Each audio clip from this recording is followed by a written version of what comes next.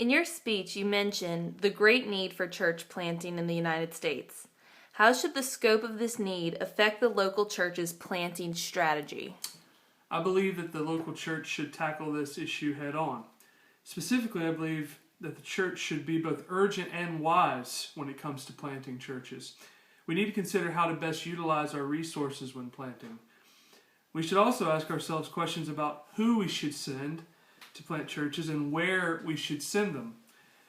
We must consider areas where there are very few churches, and also consider areas where that may have churches that are in decline.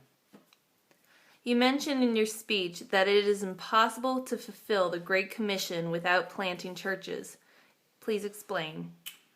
Well, Jesus tells us to make disciples of all nations in the Great Commission, and I believe that he had the local church in mind. The local church, then, is the primary way that we can teach all that Jesus has commanded us to obey. It is also significant that the baptizing of converts is one of the primary roles of the local church as well. All of these things mean we must plant churches to fulfill the Great Commission. In spite of great challenges ahead for church planting in the U.S., are you hopeful for the future of church planting in the decades ahead? I am very hopeful. I believe that Christ is building his church, and the gates of hell will not prevail against it. Paul tells the Philippian church, "I am sure of this, that he who began a good work in you will bring it to completion at the day of Christ Jesus."